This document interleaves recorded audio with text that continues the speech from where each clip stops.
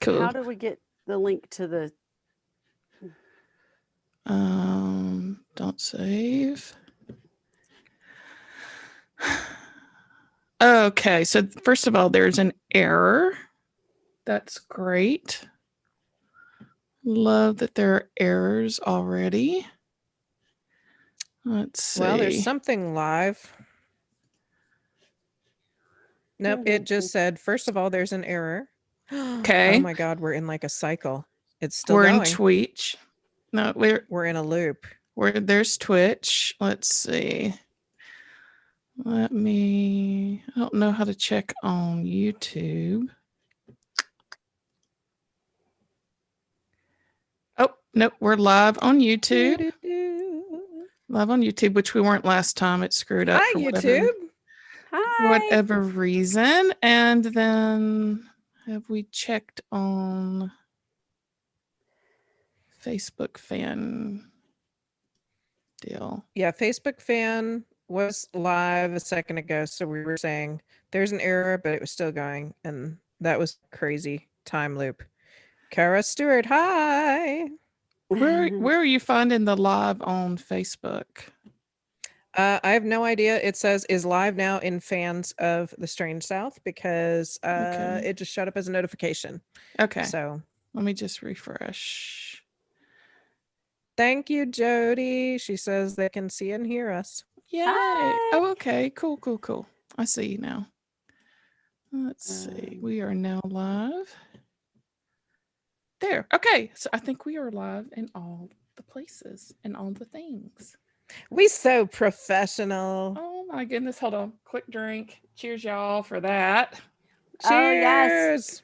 This is not the official cheers. This is pre-show cheers. Pre-show this cheers. is pre-show and whoever logged in early, cheers. Right.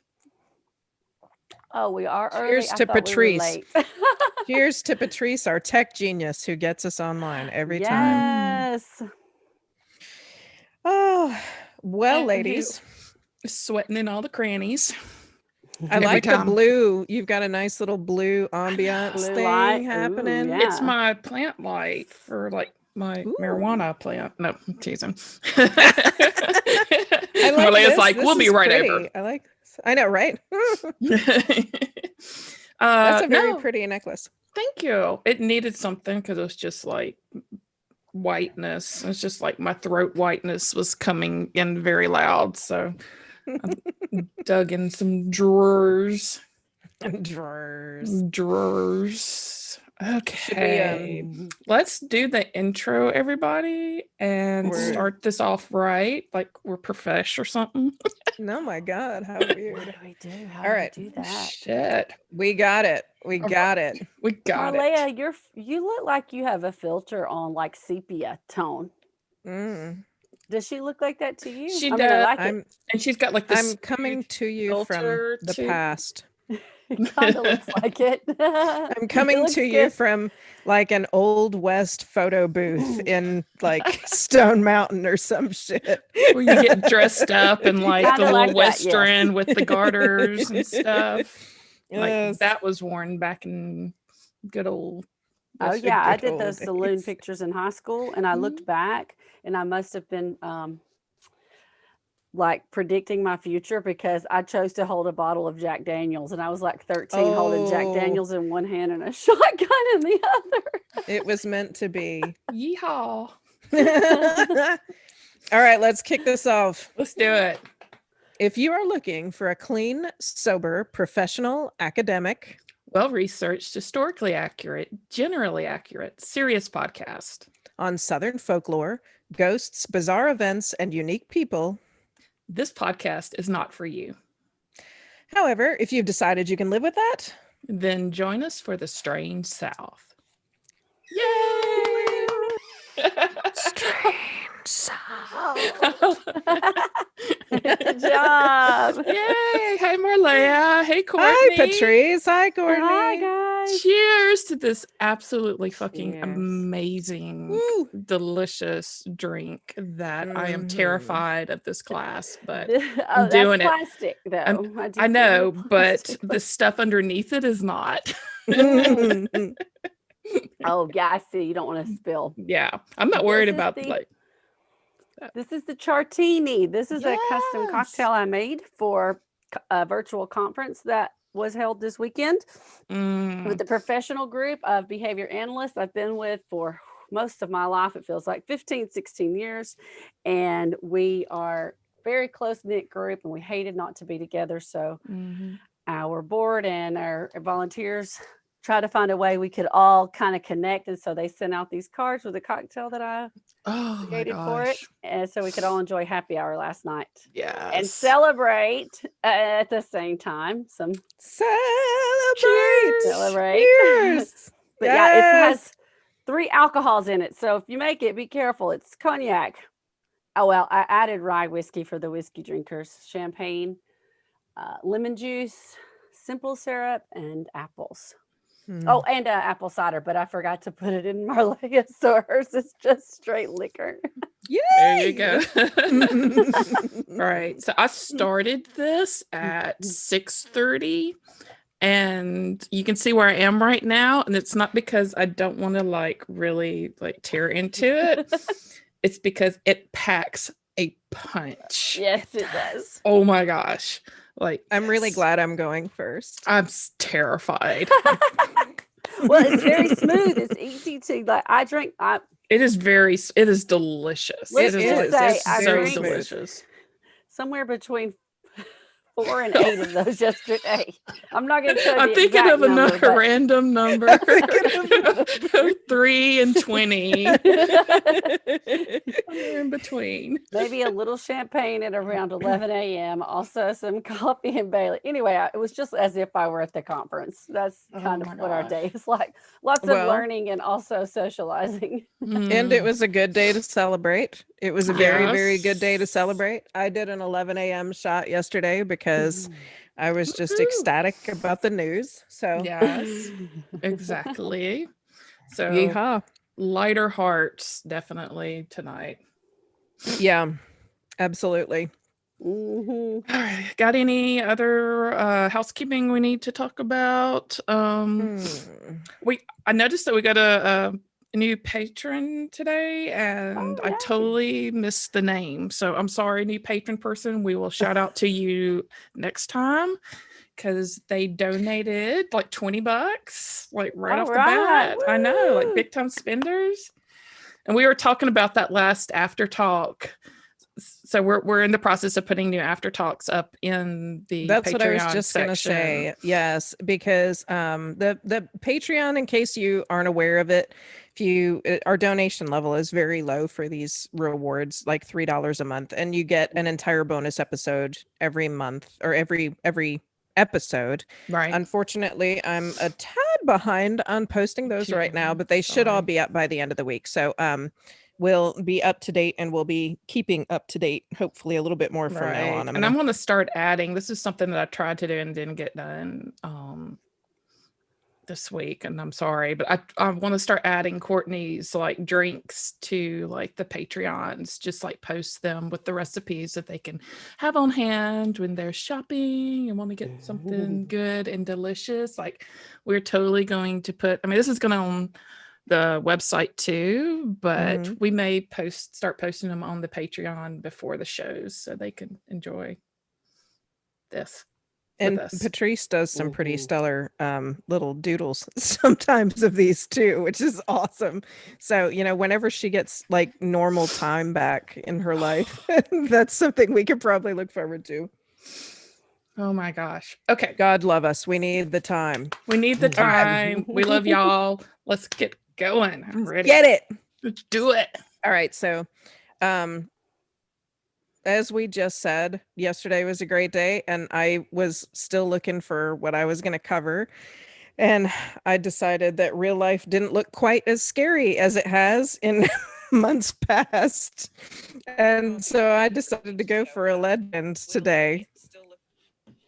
Oh, wait. Oh, I hear myself. Courtney, what are you doing? Sorry, I didn't mean to. My phone, I was trying to post a picture of the drink and I accidentally hit our live stream. And so I freaked out for a second. Sorry. I really feel ahead. like I'm in the TARDIS. All right. So so I'm doing a legend today, and this is like a First Peoples legend. So a lot of it comes originally from a book that is called Seven Cherokee Myths by G. Keith Parker.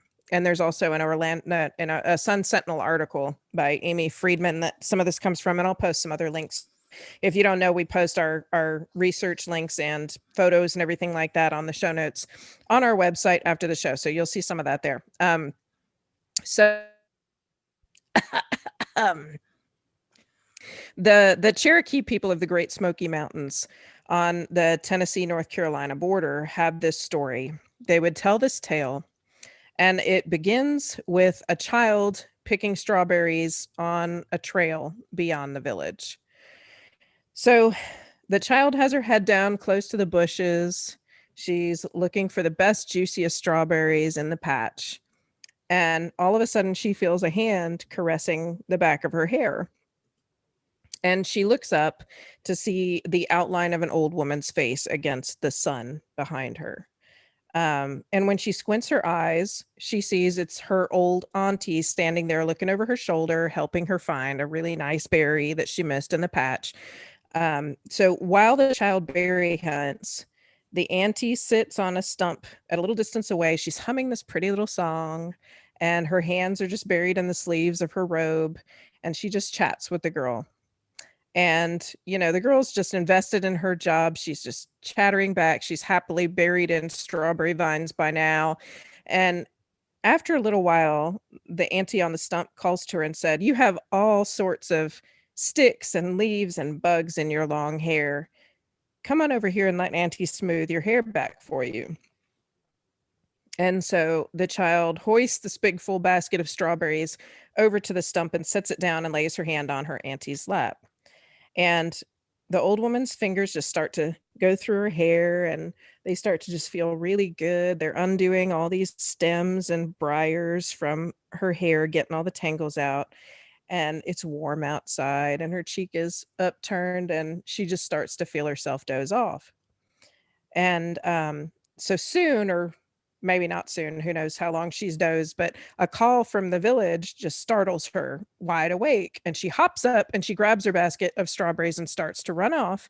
And then a few steps down the path, she just skids to a halt, and she turns around to thank her auntie for her help. And the auntie's still sitting there on the same place on the stump. There's a little smile on her face, and at the edges of her lips, and even just a little down her chin, there's smudges of a red stain on her face. And the little girl starts laughing, and she says, "You stole my strawberries while I was sleeping," and says, "Shame on you." And Auntie just grins back, and she's humming her pretty little song, and the girl just dashes toward the village. So the next morning, this little girl doesn't wake with her brothers and sisters. She's lethargic, all the color's gone out of her face, and her parents call the medicine man. They try treatments for all the common sicknesses that they might expect, and then nothing seems to help. So, it goes on towards the evening, and the medicine man starts to try some more serious treatments. And another day goes by, and nothing changes, and the child just continues to get worse and worse. And on the end of the second day, the girl's father is asking her all sorts of questions now, because he's looking at her and he's thinking, this child is near death. We have to figure out what's wrong with this kid. So he asks, "When did you begin feeling ill? What was the last thing you remember doing?" And she starts to tell him about this strawberry patch that she was at. And he's thinking, oh my God, she misidentified. She ate something that she poisoned herself. And could these be toxic? And she's trying to fight back at him because she's, good at this. She knows what a strawberry is. All right. And she can't really speak anymore. Her lips are dry, and she licks her lips and she whispers, "No, Auntie ate them too. She's not sick. Ask her." And her father jumps up and says, "Auntie has been away. You remember this. She's been gone from the village for weeks." And suddenly he starts to realize that something is really wrong. And he asks, "Did you get near her when you were at the strawberry patch? Did you see her hands? Did you see her fingers?" And the girl tells him that everything that she saw. She tells him about the auntie's wide robe and the strawberry juice on her face and the fingers in her hair. And the father starts to sob because he knows now that his daughter is not going to recover because she has met Spearfinger and no one recovers from meeting Spearfinger. Spearfinger. I was going to say, did she like go to the pet cemetery? Because that kind of sounds like she was. It sounds like the pet cemetery. Spearfingers. Okay. Spearfinger. No, it's like. By the way, the new James Bond is going to be, sorry, Goldfinger reference, is going to be a black woman. Did you know this? The new James Bond is going to be a black woman. I did not know this. Yes. Lashana Lynch is going to be the new James Bond. Holy shit. Anyway, that's Okay. off topic. So, All right, Spearfingers. that Spearfinger. The Spearfinger. The child's father knows that Spearfinger can take the shape of any person. And when she hunts, she always chooses the form of friends or relatives or kindly old ladies in the woods. And she works to gain trust, and she has to get close to her prey, which is usually children, but sometimes is people lost in the woods. And the father knows that when his daughter laid her head on this woman's lap and fell asleep, Spearfinger silently withdrew her right hand from the sleeve of her cloak, exposing her index finger, which is long as an awl and sharp and made of bone, just like. And this finger leaves no wound. It causes no pain, but it is deadly because she silently slides it down the child's neck and pierces. And some say it pierces the child's heart, and some say it fishes out the child's soul. But everybody knows she aims her spear at the person's liver. She stabs it, she takes it, she devours it while the child is sleeping in her lap and letting the blood run down the corners of her lips and down her chin. And all the while she's humming this pretty little song. And she doesn't usually sing it aloud while she hunts because the words are, "Liver, I eat it."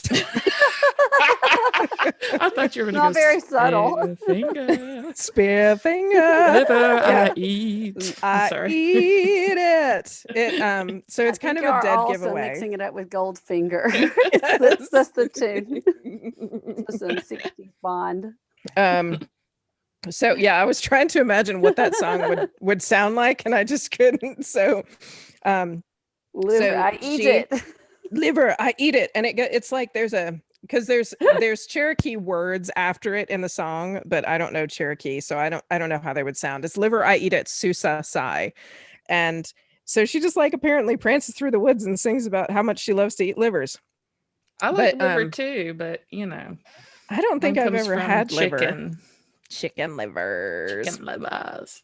Well, so in this case, she's done this, and there's, like I said, it doesn't leave a wound and it doesn't cause pain, but she's able to extract the liver and eat it, and then the child goes away. It's like And it was doesn't- like that medicine person that puts their hands in the person and does like the surgery with the.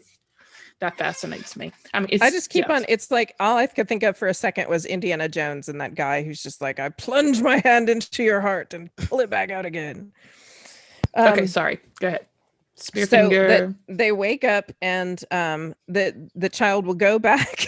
The child will go back and they feel okay, but you know, your body can't survive without your liver. And so in a matter of days, whoever's been attacked by Spearfinger is going to die. So this child who happily picked strawberries 3 days ago is now being prepared for burial. And the village is just sick of mourning its children because this has happened a lot. And they decide Spearfinger has to be stopped. So so they call a council to decide what they're going to do.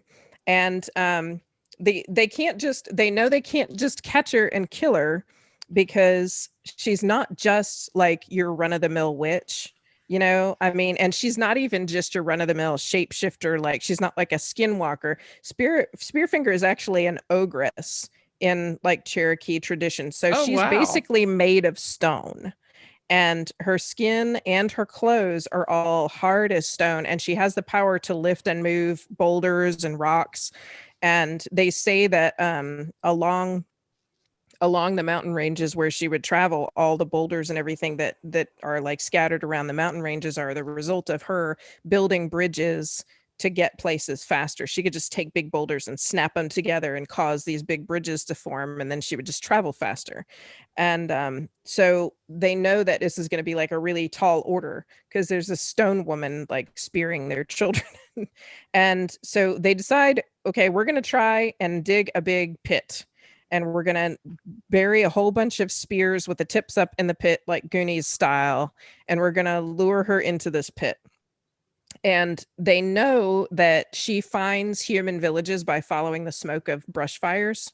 So they light this big bonfire to let the smoke go up, and then they wait. And they're hiding in the brush, and they leave one young warrior stationed in the middle of the path to draw the ogress towards where they need her to go. So as the smoke rises higher up, they start to hear stones just crashing through the woods far, far off. And then it gets a little closer, and they're hearing all these pings and bounces and crashes. And then the noise just stops. And a few moments later, an old woman rounds the corner of the path. And the young man who's in the path just looks at her like, is this the person? And the medicine man who's like in the bushes is like, Bob, you're supposed to run. Bob. Bob. And Bob is in the middle of the room like, dude, that's not her, that's Nancy. See, we know Nancy, that's Nancy. And the medicine man is like, fuck, you did not listen to a goddamn thing I said. And he jumps out of the bushes and he hurls a spear at the old woman, and it just bounces off like it just hit a wall. And the medicine man just jumps up and is like, Jesus, Bob. And Spearfinger, like, I just picture Spearfinger just standing in the middle of this path, like flipping her robes back and being like, ha ha. And then she like races towards them up the path. So all of these warriors are like booking their asses towards the pit that they've dug. And then they get there, and somehow she doesn't notice that they're like bread and buttering around this hole that she can't see. And she does fall in it. But when she falls, all the spears just break underneath her because she's made of stone. And the warriors are all crowding around the pit, and they're shooting arrows into it, and they're all just going ping, ping, ping, ping left and right because she's made of stone. Right. And she's just down here dancing around, throwing them the finger and laughing. And they're like fixing to run out of arrows. And then this little bird flies up. It's a titmouse. And the people in the story at this point are like, how do we kill her? I'm like, just like, how do we kill this bitch? And this little titmouse like flies down and sings un, which in their language sounds like the word heart. And so they're like, oh, it's giving us a message. So they all take aim at Spearfinger's heart, and they shoot the arrows, and they just all ping, ping, bounce away. And somebody grabs the titmouse and cuts out its tongue and calls it a liar and then lets it go. Dang. Which seems like a totally dick move, really. And that's why apparently the titmouse goes by the name the liar. And the chickadee then flies down, different bird. So the little chickadee flies down, and it flies down into the pit, and it lands on Spearfinger's hand where the pointy finger is. And the warriors look really, really closely because they're like, okay, well, maybe this bird isn't an asshole. And so these birds. I mean, man, they may be grasping at straws, but you got to kill it somehow. So they notice when they look really closely where this chickadee goes, that the other fingers of her hand with the big old pointy, the other fingers always stay clenched like this. And they can look really close and see, like, just between her fingers, there's a dark thing that like pulsates, gripped tightly in her right hand. It's her heart, which she keeps there, held tightly all the time, protected by her spear finger. So the warriors raise their bows one more time, and they shoot at her hand. And this time they hit the mark. They pierce her heart in between her fingers, and she falls down dead. And after this, the people called the chickadee the truth teller, which I call bullshit on, because the other one said heart, and it's not its fault that they didn't fucking know where her heart was. Right. But that is, so the chickadee is the truth teller, and the titmouse gets the shaft. Along with the horrible name. along I with a know. horrible What name. a terrible name. The titmouse. Is that a bird? well I just didn't know call a 'em- titmouse. It was a is bird. neither a tit nor a mouse. It's a bird. Is it And- here in this state that where the I think we Cherokees have were- them. No, see now. Well, this Yeah. story, this story is from called the tufted- North Carolina Tennessee Yes. border.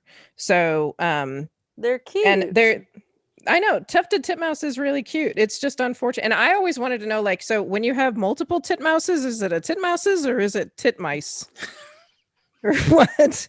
But okay, so anyway, so that's the story of Spearfinger, and people say that her favorite hunting grounds were, like I said, along that mountain ranges, the Smokies between North Carolina and Tennessee, and they include an area called the Norton Creek Trail in North Carolina, and people say that trail is haunted.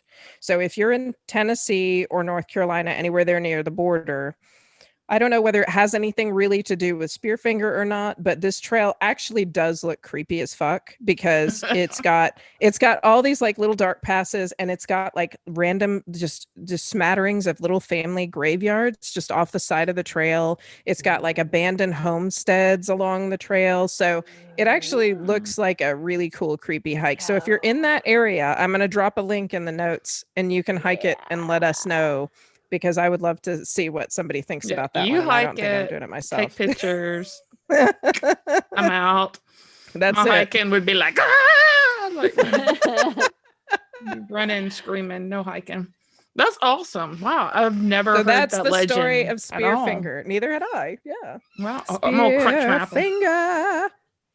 Spearfinger. Wow. That is awesome. There we go. Thank you. My drink.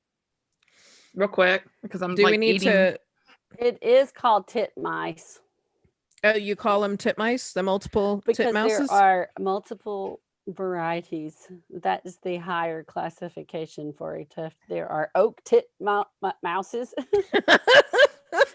juniper titmice, You just like to say That's tit. just Black like that's crested horrible. It's like tit dick mice. doves. I mean, like, why would you? Dick doves. Why would you call somebody something like that? Actually, a dove is a bird, so it'd be more like a dick ferret or something. No. Like a dick weasel. Oh my gosh. Okay. That's, Let me refresh my drink. And Yes. then we'll continue. There's a bridled titmouse. Uh-oh. What did you do? I pulled my mic off. Did you pull the 'cause mic you know off I can't your be titmice? still. Yeah. There's I let's may need see. another drink. Do you have? Are these? Yeah, I can go. I'll go do it. Live friends, now is a moment that you can pee. I'll be shocked if I don't do it. I don't think I feel like it though. I'm trying not to check all the arguments that I'm in on Facebook. I'm only in one.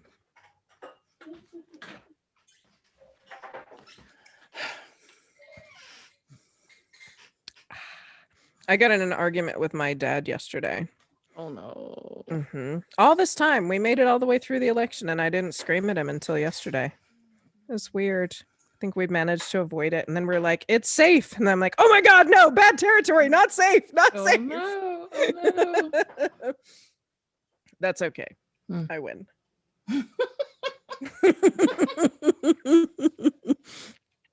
And I love my father. Oh, So man. we all win. Everybody wins.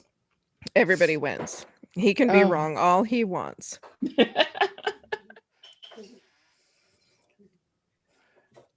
Why are you making funny faces, Patrice? Come on. You were looking like something was wrong. Like, I was just trying to see if I could read this. Vision's a little fuzzy. I think you look absolutely gorgeous. I'm going to say it the second time in a row. Oh, thank you so much. You That's so super sweet. do. Very sweet. That really makes my ego Sing, Shing. shing. Mm, Oh man. Thank you. I'm just sitting here with my feet up. Oh my gosh, Courtney. Everybody needs a Courtney. Bomb. Everybody needs a Courtney. Everybody needs a God. Courtney in their life. Handcrafted, delivered. Mm-hmm. Oh my What gosh. didn't we say that we were going to start a delivery business during quarantine? I thought we were going to start a cocktail delivery service. We could be bootleggers. Mm-hmm. Hide it in our boots. Deliver it. The That's modern gonna be the name. bootleggers. We're gonna brand that. Like, what goes with bootlegger? Booze? The boozy bootlegger.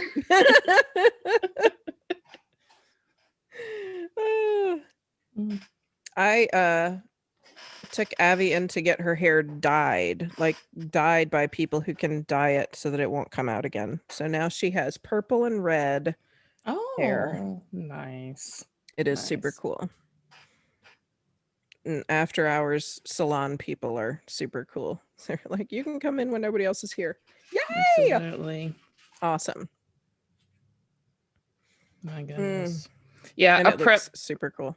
I prepped my drink and just threw it in a mason jar because I knew I would be drinking this and wanting to drink more of this a lot in between me telling stuff.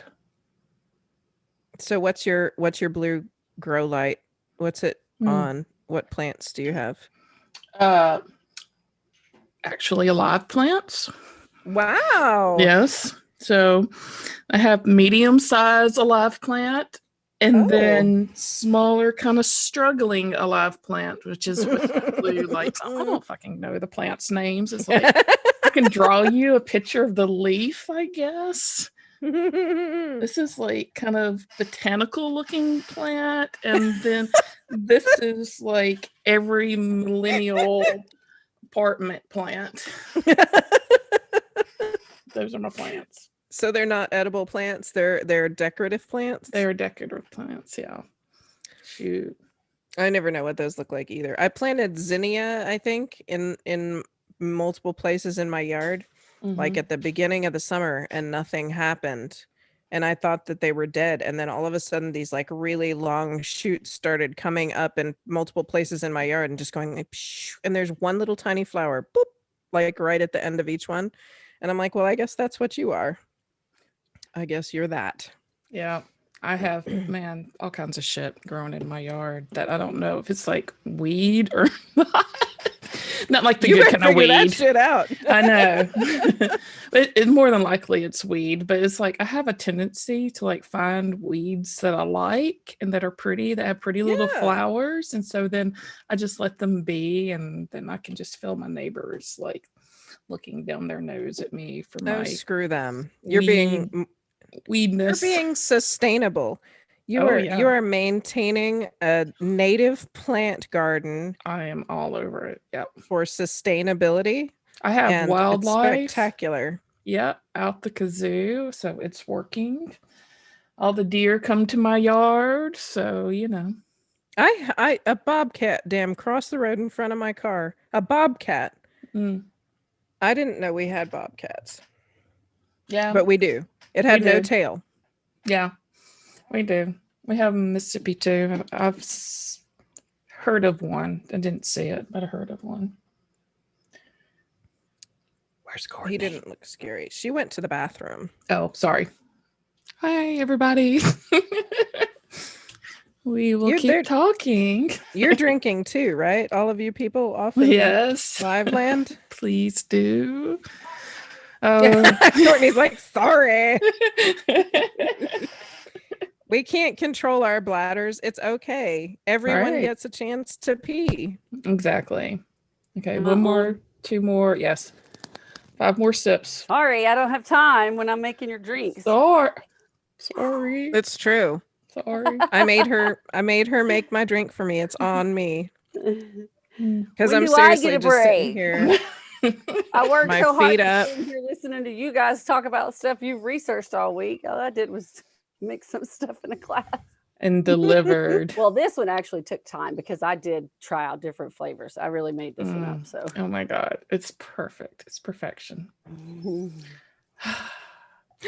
right. Time. It's time, Patrice. It's time. And we're back. All right. So, first of all, I want to give a shout out to FKA, fucking Kellyanne, who FKA is going to be our part-time researcher. We're like in a trial period to see if she likes it and to see how it works and stuff, which it fits perfectly with helping like me get stories, since it's been one of the reasons we had to stop recording every week is because I just have not had time. And so she kind of like halfway mentioned it, and of course I jumped at the chance, and so she has been like prepping stories, finding stories, and going through that rabbit hole that we know very well, Marleya, and finding out like how much bullshit there is out there, and trying to make a story out of some of just the craziness, right?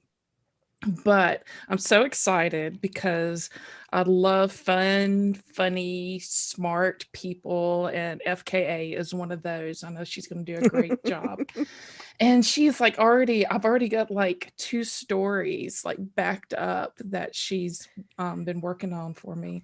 That's awesome. And one of them I was going to do tonight, and I told her I was going to do it tonight, so I'm sorry, FKA, I'm not doing your story tonight. And I feel bad, but I want to like break out of our box a little bit because this is our show and we can do what the fuck we want. But I want to give tribute to the first woman VP, yes, Kamala Harris, a woman of intelligence and color, and the daughter of immigrants, which we are all fucking immigrants. Or her mom is Indian. Her dad is from British Jamaica. And this is the area that I'm going to talk about tonight. And I say British Jamaica because I'm going to give you a quick little history about Jamaica that I didn't know. It's very rough, probably fraught with like the wrong things I'm going to tell you. What a great word. But if you didn't know, because again, I am not like geography person of the year. If you didn't know. Jamaica is like I didn't get the award this year. Jamaica is like right below Cuba, so you know it's Florida, Cuba, Jamaica, and it was colonized by England only after they took it away from Spain, like in the 1600s, and it remained like under British control until like the 1960s. It's really fascinating, y'all. But okay, so British control until like, you know, pretty recently, and then it became independent. But it mirrored this, it has mirrored and does mirror the South in a lot of ways. And this was kind of the connection that I found. And as soon as I like started down this rabbit hole, I was like, I'm sorry, Kellyanne, we'll do your story next week. I'm just kind of followed this down, and we're just like really stretching down south to Jamaica. So, you know, Jamaica has like a rich history of pirates. They have like the tropical diseases that we covered like in New Orleans in the South during like the early 1600s, 1700s, when we talked about that area. The white population of Jamaica during that time reflects very much what was happening in New Orleans and on the coast, where I think it was Charles II was bringing like indentured servants, common criminals, and prisoners that the British had captured in their battles with the Irish and Scots. So they would take all these people and they would ship them over to these new islands that they have colonized, and they were like, you know, do the things right. However, the Spanish, when they were there, they had enslaved people already working the agriculture in the fields there, because sugar in Jamaica was huge business. So when England took over Jamaica, they imported even more enslaved Africans to work the land. And from what I can vaguely remember about a documentary, or from a documentary that I saw like a gazillion years ago, like sugar cane harvesting is like really grueling. Like it's really tough work. I mean, any kind of field labor is really tough work, but I just remember them talking about the sugar cane and how like all the problems there were with like harvesting it. So 1700s, 1800s, sugar like exploded. It is a drug. Plantations started popping up. More enslaved people were brought over for free labor. At the height of this slave worked plantation society in Jamaica, there were like 430 plantations. There were like so many different houses and house/businesses run to harvest, the sugar and to sell it. However, enslaved people there in Jamaica, like they outnumbered whites 3-1. So for whatever white person, there was 3 enslaved peoples that were working the field. So of course this led, well, not of course, this led to revolt because of the shitty enslaved people aspect of it. And so there was, all these revolts and uprisings and stuff throughout the history of Jamaica. And I'm kind of very glossing over the history of. Please look it up because it is very interesting. However, we know also with enslaved people and in a plantation society that there are quote unquote mistresses that come about. But I hate that word mistress because they were not there of their own. Yeah, I was going to say mistress implies consent. Implies consent. And they were not. There is not, other than just rape victims, basically, is the best way that I know how to, enslaved people trying to survive, during this time. So there were a lot of mistresses. There were a lot of children of the plantation whites who, once they were born, they actually became free people. And because, you have 430 plantations, and if you have children being born at 430 plantation, that number quickly begins to multiply, and you start to have the society of free people whose mothers may be enslaved, but they were considered free. So what happened as in the early 1800s, and I don't ever remember learning this or reading about this. So early 1800s, they started seeking action to free the enslaved people. Early 1800s, they granted Jews the right to vote on the island. And in 1830, they actually freed people of color. They freed all the enslaved people and demanded equal rights. So they abolished slavery in Jamaica in 1830, like way before the Civil War, which is really quite it's awesome, but it's hard to conceive like how early that happened. And of course, when it happened, it was fraught with problems, just like Jim Crow. After, there was still ways that they were trying to repress people, wages. There was like a huge wage war. So now labor is not free, but we're not going to pay you what the job is actually worth. So again, revolts happen, natural disasters on top of that happened, human disasters with the government happened. So all of this, but they were freed people. They were not enslaved. They stopped bringing over enslaved people. Even before, I think, they abolished slavery, stop bringing over enslaved people.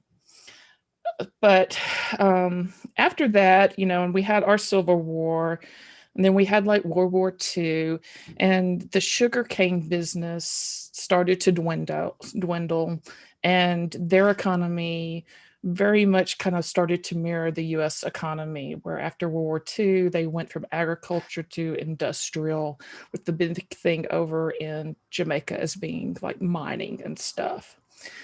But all of that is the rabbit hole I went down to, and it really has a lot, but not much to deal with what I'm going to talk about. I just found that so interesting. That's not what we're here for.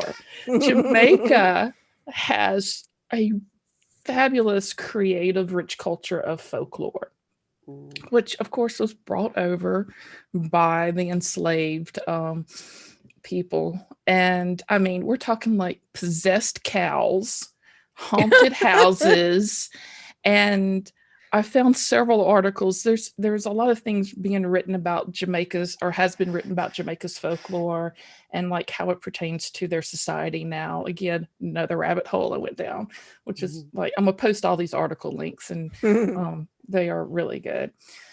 But there is a river in Jamaica that flows into the Caribbean, and its source is unclear. And one thing that is clear, and one thing that Jamaicans say, is when the Rio Cabre turns lizard green, the River Mama is said to appear.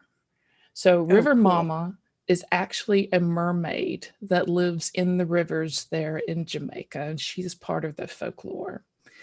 And she inhabits the rivers, like I said, of Jamaica, and all the fish and everything that lives in the river are considered River Mama's children.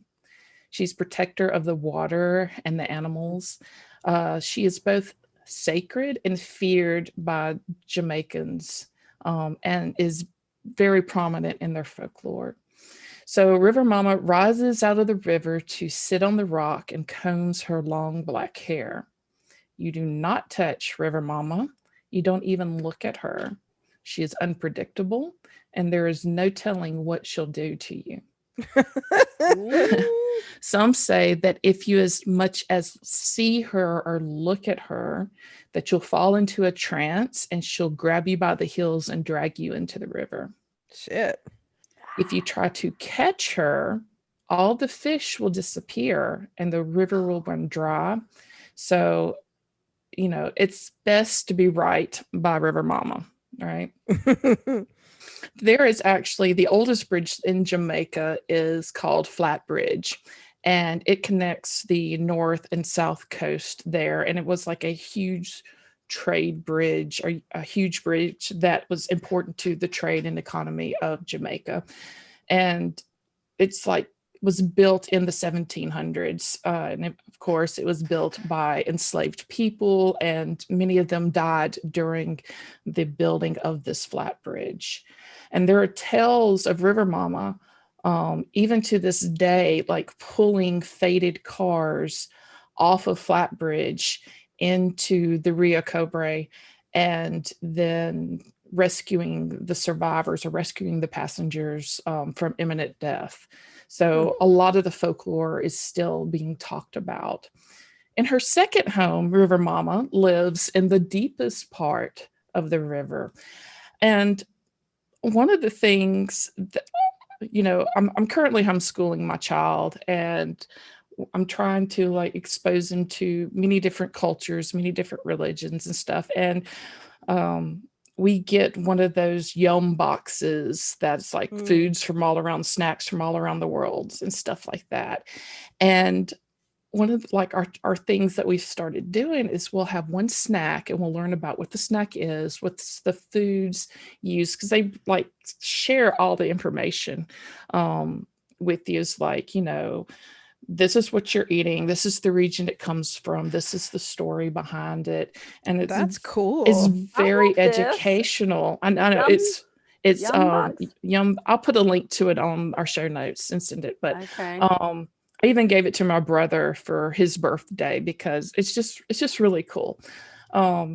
So what I was, the connection there was they send us a link to music also from that area. That's awesome. And one of the music we were studying in Colombia.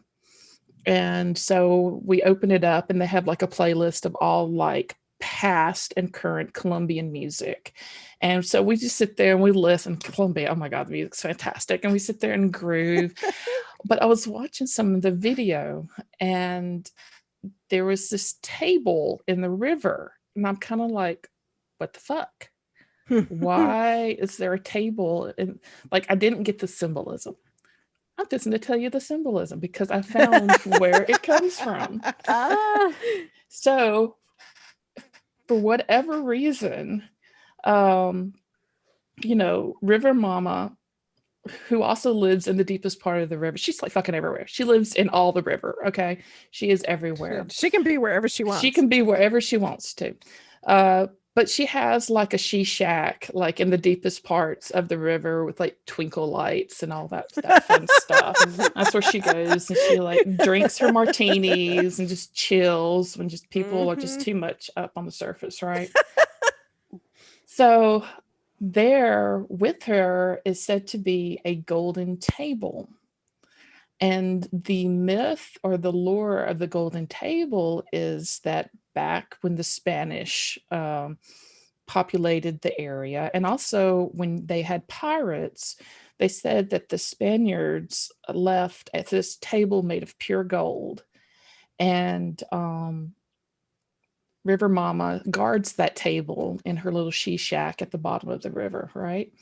And often at noon, during the hottest part of the day, the golden table will slowly rise up on the surface and hover over the river. And if you see the golden table and you don't know the folklore, of course, you want to go and grab the golden table because it's made out of pure gold, right? So obviously, if it's too good to be true, if you see a golden table floating in the river, don't do it because many have tried to steal it and failed and have been pulled into the river. So there are stories by River Mama, stories about foremen from sugar plantations trying to hook up ox to it and pull it out. And of course, all the oxen got were drowned. And there's stories of like a brother and a sister finding the table, and of course the sister being the wise one saying, stop, mom, let's get out of here, don't do it. The brother's like, but wait. Sister's like, no man, let's go.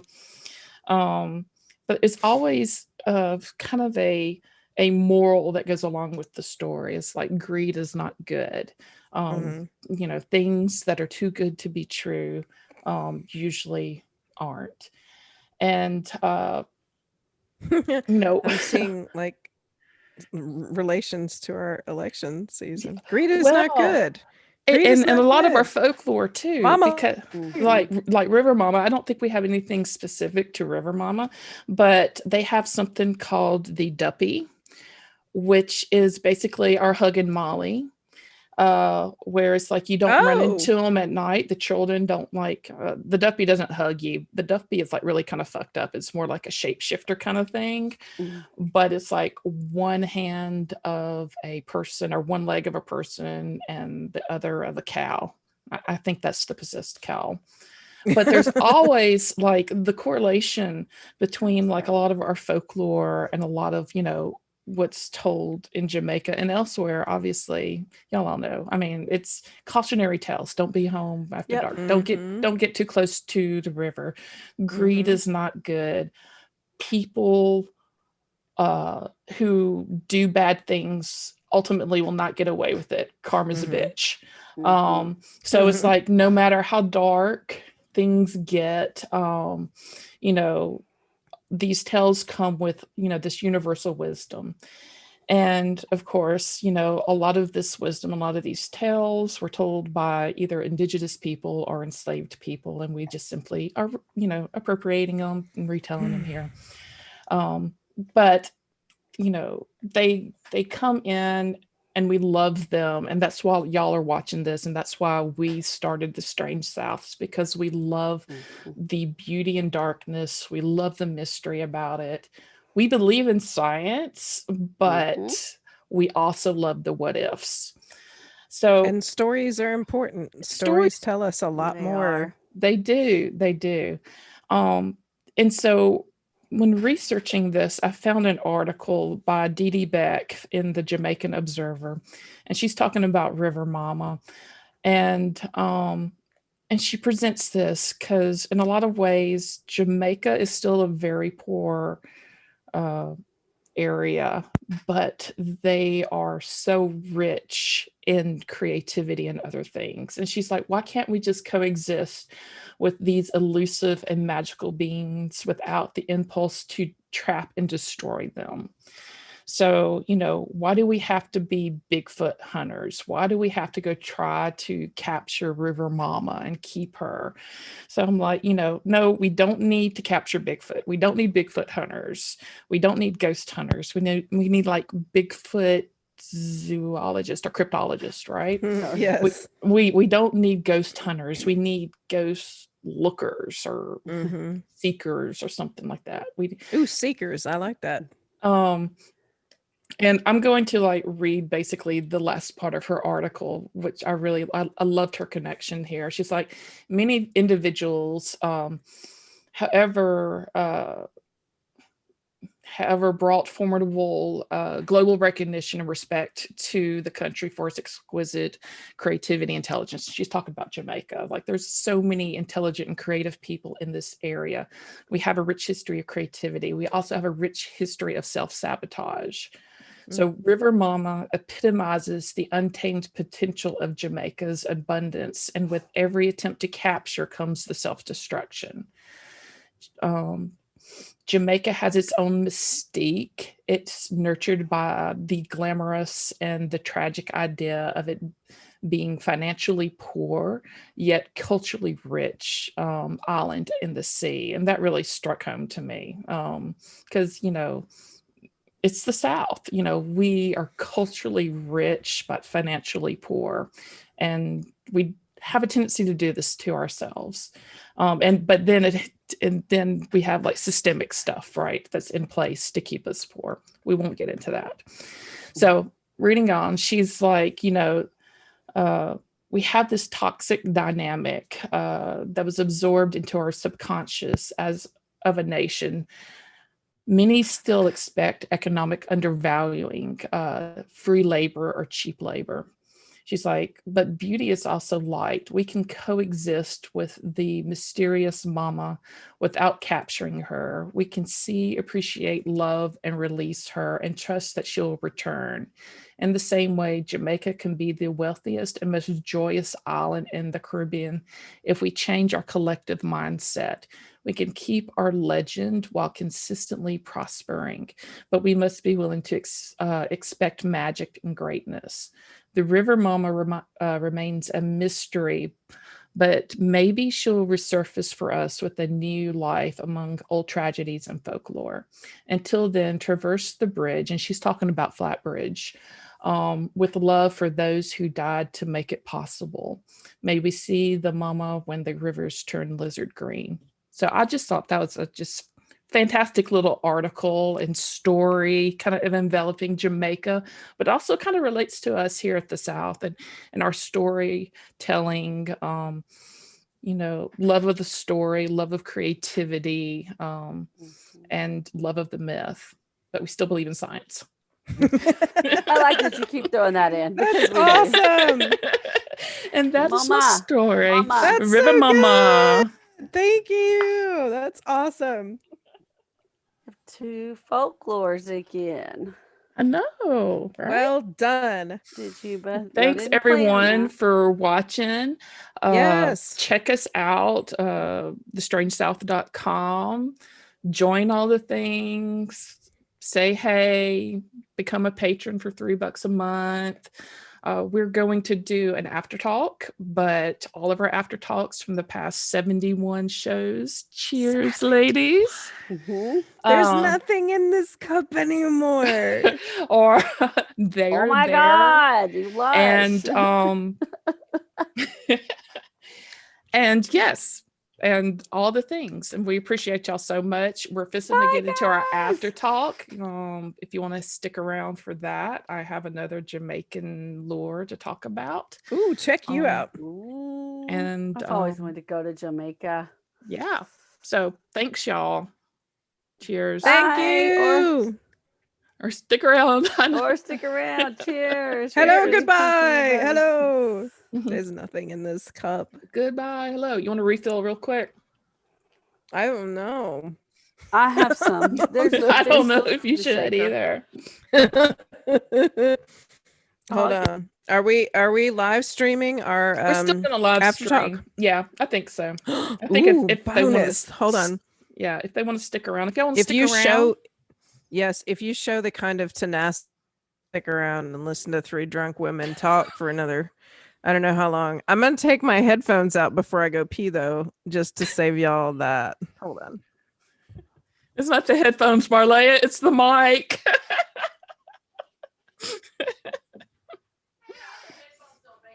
Y'all can just sit here and stare at me, or not.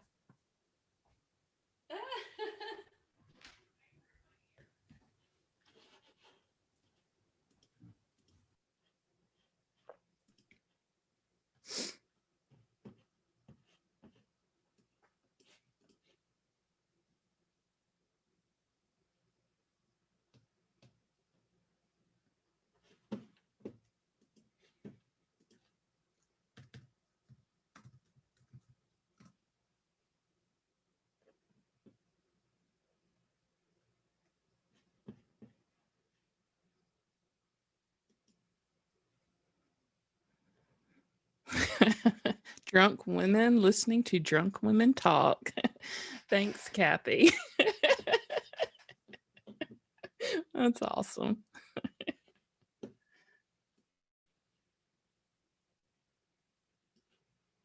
And if you haven't already, join the fan group, because we've got like almost 200 or maybe over 200 members right now, and everybody is so much fun. And we really, oh, there's CC. I muted y'all, so you may want to unmute yourselves. Okay. Okay, yeah, there you go. Am I better?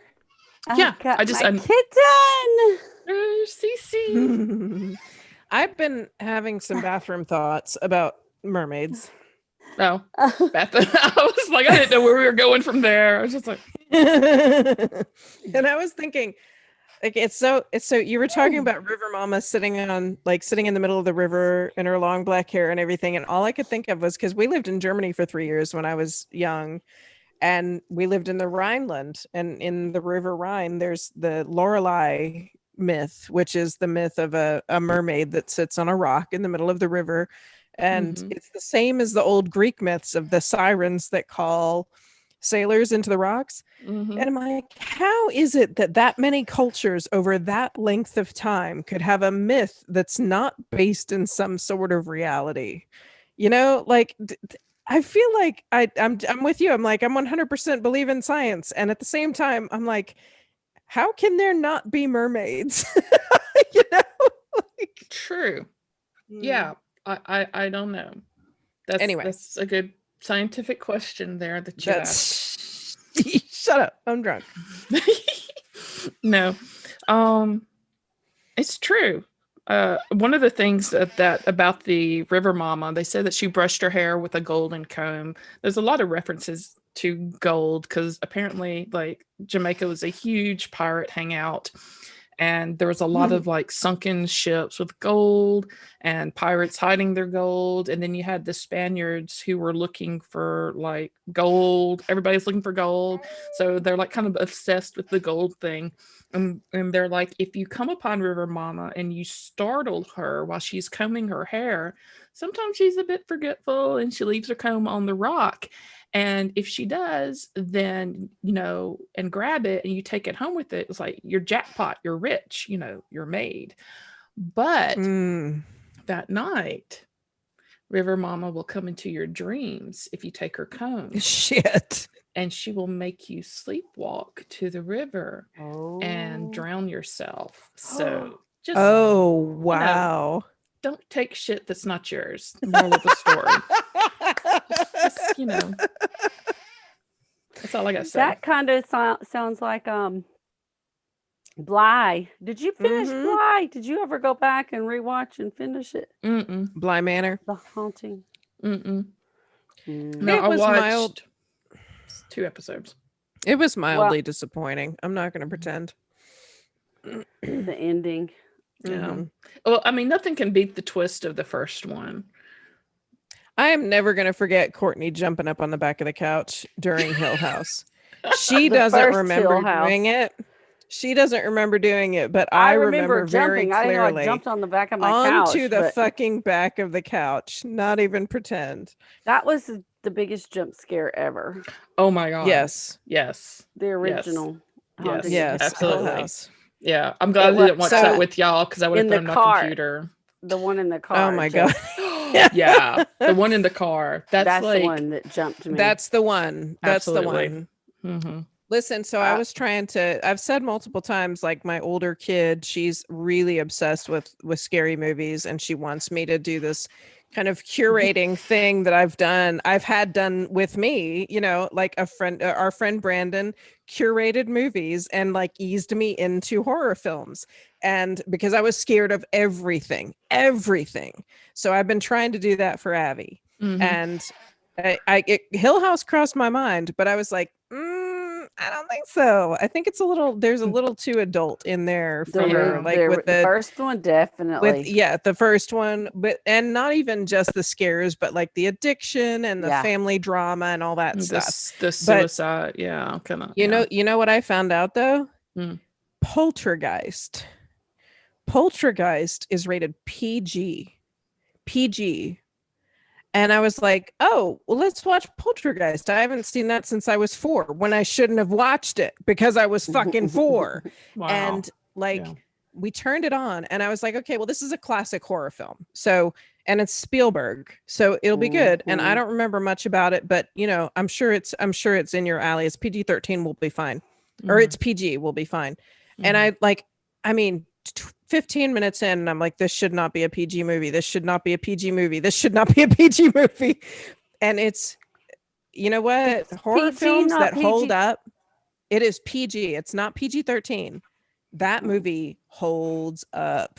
Watch Poltergeist again if you haven't. That's actually a really good film. Like, it's not just a good horror movie, it's a good movie. Carol And Ann. it's so good. It's really, really good. And I warned her about I didn't remember the clown thing until partway through, and I was like, oh Jesus, Abby, there's something bad coming with the clown.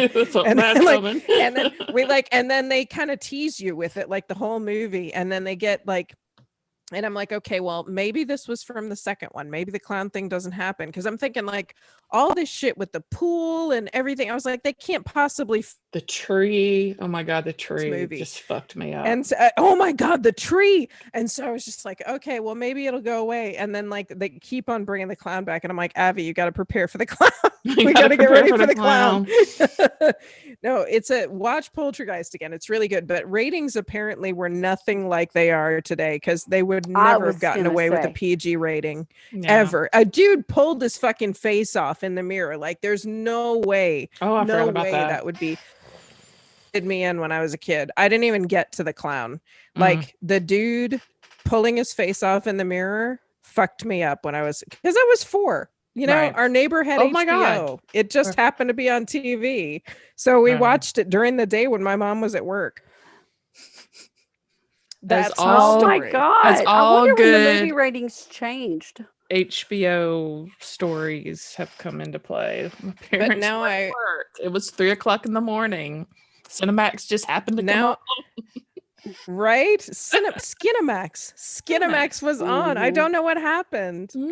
I was just like trying to go to sleep and I TV turned wonder, on by though, itself. when it I wasn't changed. masturbating at all.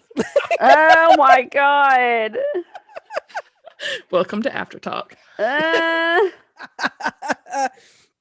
Oh, Skinamax. Oh my god. Do you Lord. remember the show Silk Stockings? Every time we watch Dexter, I'm like, do you remember the show Silk Stockings? I remember the name. I don't remember the premise of the movie or anything. It may have been a Cinemax movie. It may have been a Cinemax series, but I can't remember. It was like an all neon themed crime show.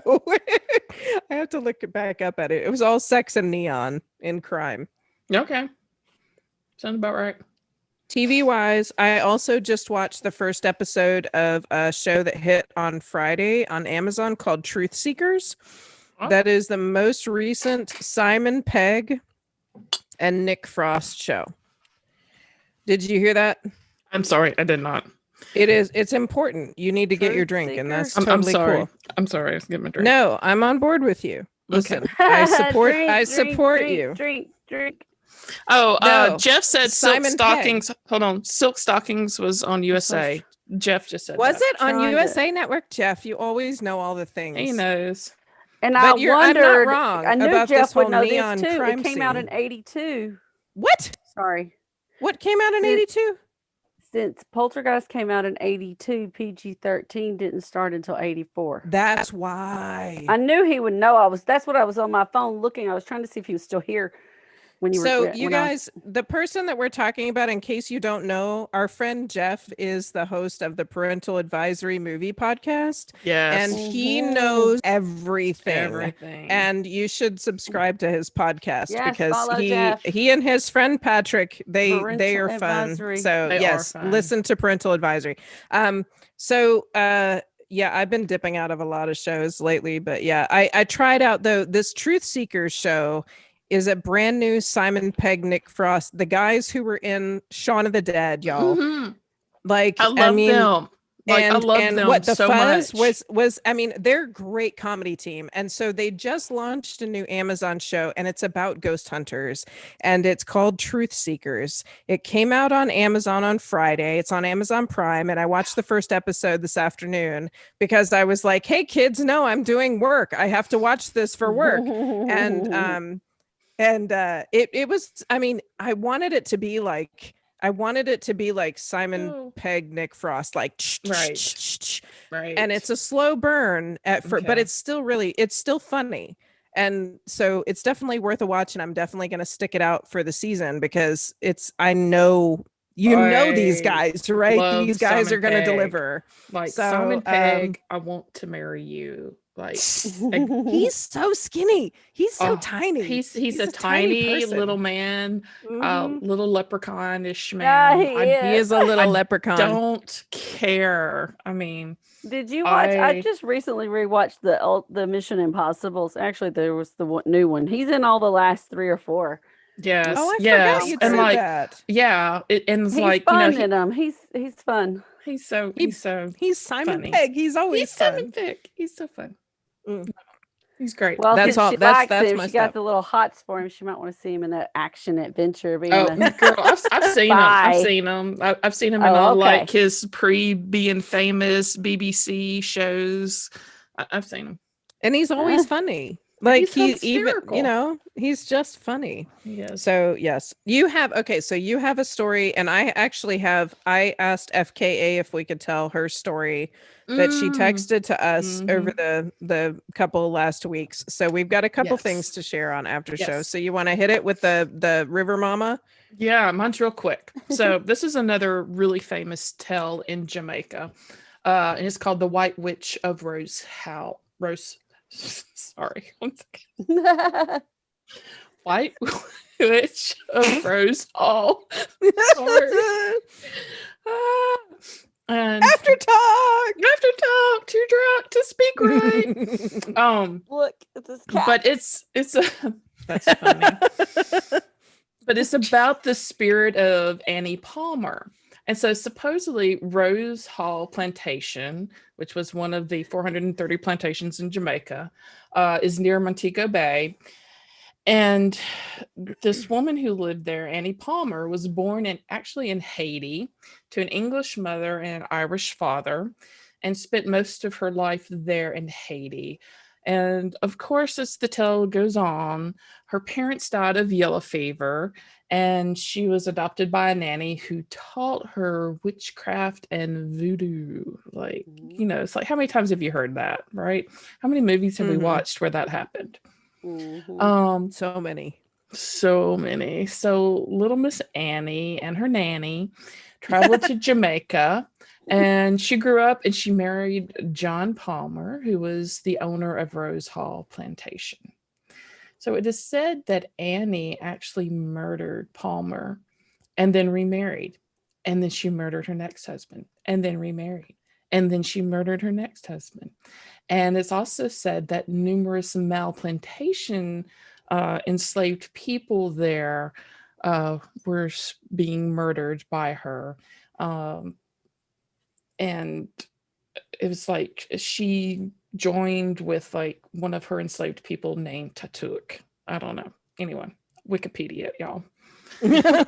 So like there's this big thing, and Rose Hall does exist, and they tell this story. It's great for tourism and stuff, but actually people like they're like, where the fuck did this come from? Because like there's multiple movies. Like, how is this person for real, right? Because it's like this huge legend and of Jamaica. And so an investigation actually in 2007 concluded the story was fictional. But it was modeled on the title character from a famous Jamaican novel called The White Witch of Rose Hall by Herbert G. Delisle. Anyway, it was published in the 1920s. And the Annie Palmer was like unrelated to Rose Hall. So like there was no connection there. And for, whatever reason, there was no tendencies towards sadism or lechery or Madame Lalaurie kind of shit going on.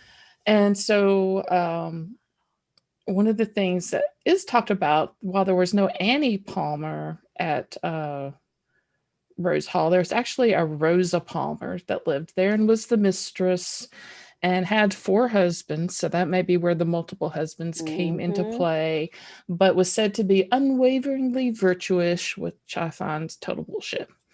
But the 4 husbands could be totally legit because, again, yellow fever, all those things we talked about, women in New Orleans and along the coast and kind of the swamp area, their husbands would die a lot from like all the things that could kill you, like so the 4 husbands, tough times did not like surprise me. I totally like that's legit. However, interestingly enough, connection here, there is a murder ballad written about Annie Palmer, and guess who sings it? Who is Robert it? Johnson. I'm Johnny Cash. Johnny Cash. So there is a song called The Ballad of Annie Palmer. And it was recorded by Johnny Cash. And, him and I forgot, June Cash, they lived like in that area. They lived in Jamaica near actually Cinnamon Hill. They said Cinnamon Hill Great House. And he was all the time hearing the story about Annie Palmer and, wrote a song. So, y'all remember, did y'all watch any kind of documentary or anything about Johnny Cash, like when he lived on the islands? I didn't remember that part. I went to the museum when we were at Podex. Right. So they lived, they lived on the islands, and they actually got not kidnapped, but home invasion or something where or somebody broke, I don't know. Anyway, look it up, read it. I'm not going to Google it for you because I can't remember right now. But Yeah, so that was the whole thing. But he wrote the song, the Ballad of Annie Palmer, and it's like all about her folklore, which is a big thing, and it's probably a big tourist thing in Jamaica right now. And now you know the rest of the story. Good thing. He lived in a place. Oh wait, Rose Hall has a website, me. and then Cinnamon Hill. Yeah, that's he lived near Cinnamon Hill Great House, which is Mhm. probably one of the 430 plantations there in Jamaica. Mm-hmm. I have burped a lot. I'm Cinnamon apologizing. Hill dash home of Johnny Cash. Oh, okay. Cool. Yeah. But And I that don't wasn't. know. I don't that know if wasn't that's the okay. Johnny Let's see. Cash Museum. I can't remember that. I Oh, think I that watched doesn't mean it wasn't something. there. Yeah, I don't remember things, so I don't either. I remember stupid weird shit. Elizabeth has remember Barrett nothing to do. Browning. long enough was- to tell these stories, Long and enough then to tell these stories, and then nothing. I got nothing. then nothing. Elizabeth Barrett Browning's ancestors built that house, and then Johnny Cash bought it in the 70s. And Probably why he then- was running from the government for like smuggling Probably. in that shit fuck ton of drugs across the Mexican border. Oh my Cinnamon Hill. God. Yeah, that story you told. You remember All that? the he went to stories of Cinnamon Hill. Johnny Oh, Cash. My God. It was like I was just picking flowers. I was just picking flowers and smuggling like, $100 million worth of cocaine across the border and amphetamines, whatever. So I was trying to remember. Wow, I've gotten shorter. Hold on. You like sunk into that couch. I keep getting shorter too. Note. I'm bringing up my tutu. They're right. I'm Here's my- getting closer because I'm leaning into the table. Go ahead. I was trying to remember. Did I say anything? Did I say anything on this show or that I have to talk about my trip to Florence, Alabama? No. Okay, Florence. so I just wanted this was Don't this think was so. just a footnote. This is a footnote because part of the reason why like the first people's stories were on my mind for this episode was because when I was in Florence, I went so we had like a 3-day weekend for Columbus Day / Indigenous Peoples Day, which I would prefer Indigenous Peoples Day. And my mom had been stir crazy and my kids had been stir crazy and we're in her pod, like COVID pod. And so I was like, we're going to go up to Florence. It's not that far. We don't even have to stop at a gas station on the way, get an Airbnb. We're going to go see the Helen Keller Museum in Florence. We're going to just go spend 2 days and be out of the house. So we did that over Indigenous Peoples Day. And when we were there, I remembered an Atlas Obscura article about Florence and about a commemorative wall that was built outside of the city of Florence, just off like the first exit of the Natchez Trace. And I was like, well, we don't have anything to do during this few hours. So, we'd gone to Helen Keller and we'd done some parks and stuff and whatever outside we could do. And so I was like, let's just go see if we can find this thing. So we drove up to the Trace. We drove up to this place and it's called Tom's Wall. And if you look at Florence, Alabama, I think they call it the Wiki. It's Is a this Mountain commemorative. Tom, the one Yes. that I talked about? Okay. Probably. No, wait, no, not the one that you talked about on the show. Okay. Go ahead. So this is this guy who his grandmother had been forced to leave Alabama on the Trail of Tears. Trail of Tears. Grandmother or great grandmother. And it seems like from the story, and I haven't finished the whole story, but it seems like she actually walked her way back. And so he had built in honor of his grandmother. He's built, and she wasn't a Cherokee. She was of the Yuchi tribe. So it got kind of sucked into maybe the Muskogee, I think. And so he has built outside of Florence, Alabama, this wall that it's just random in the woods. All these stones piled up on top of each other. There's no mortar. There's nothing sticking them together.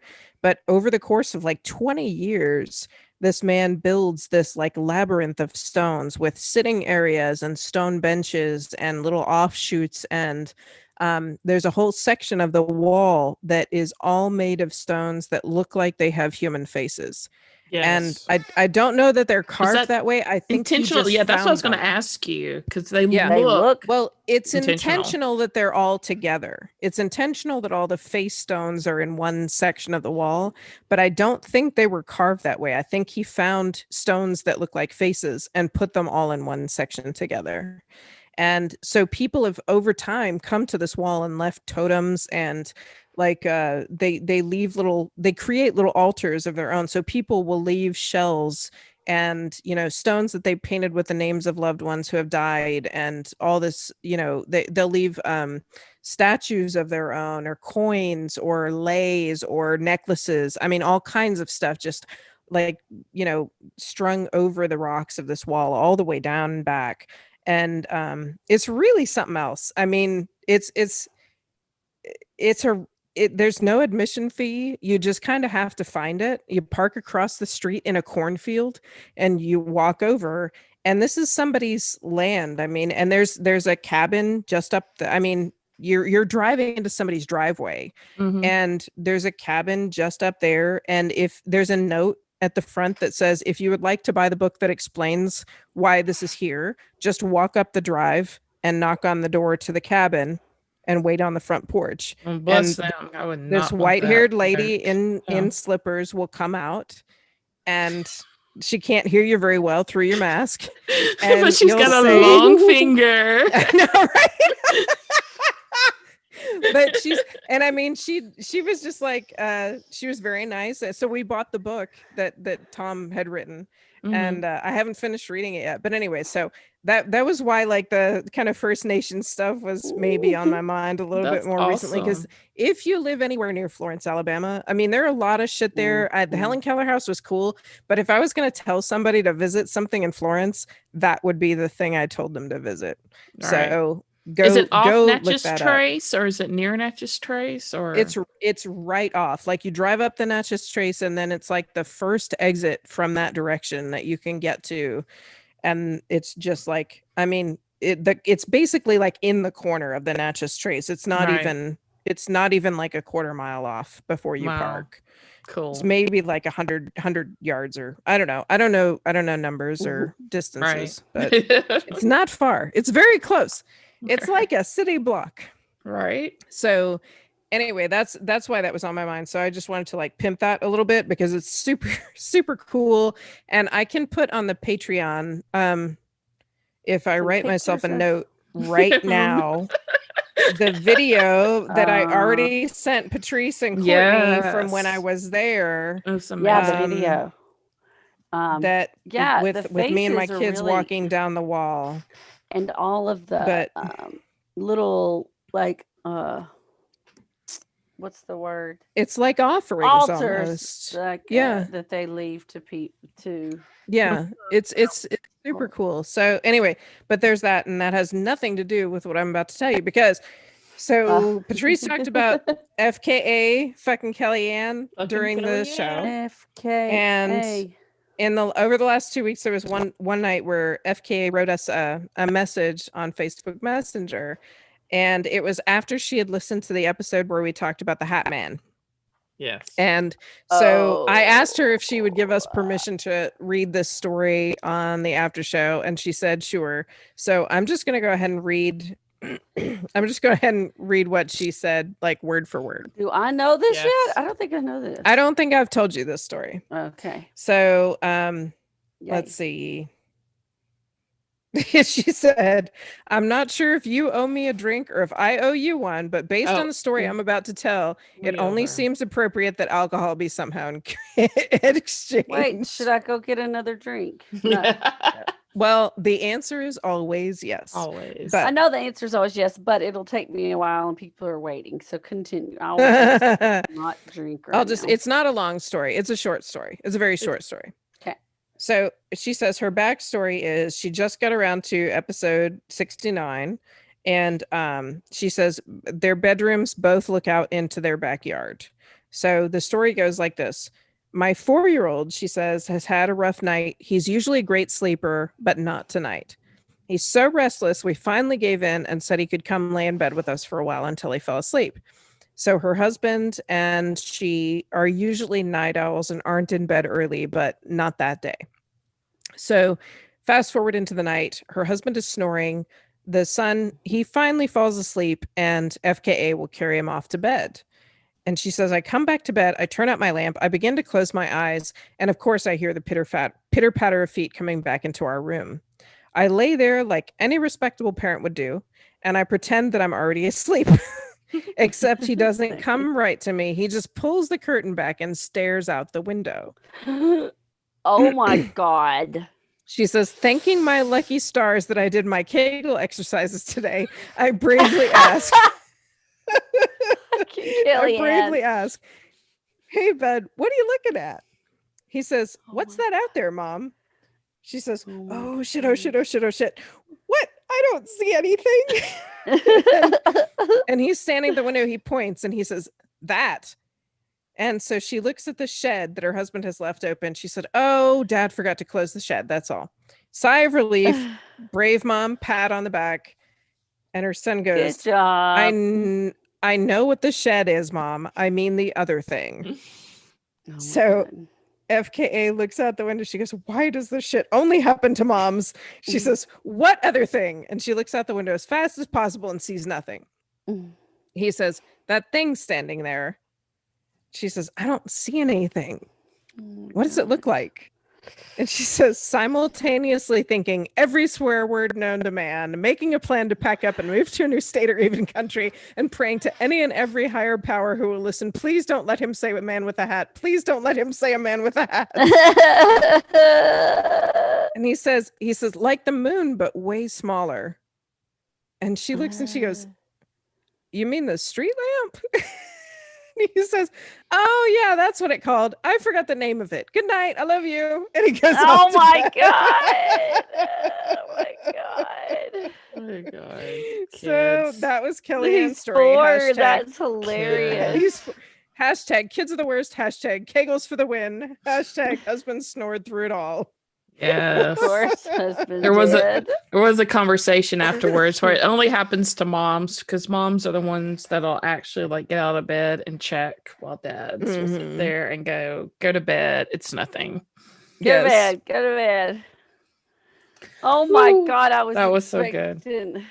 That was really good. I'm glad it was ended I know. that way. It's a great story. See, that's why Patrice was like, yes, Kellyanne, you can do research for us. Please do research so for us. good. Yes. That was very well done, FKA. Good So job, excited. FKA. All right. I think we're going to cut the live stream now. Okay. And We love you. We love you. Bye, Thank you, guys. patrons. Again this time. Appreciate you. Bye, y'all. Bye. It's still on. I'm trying.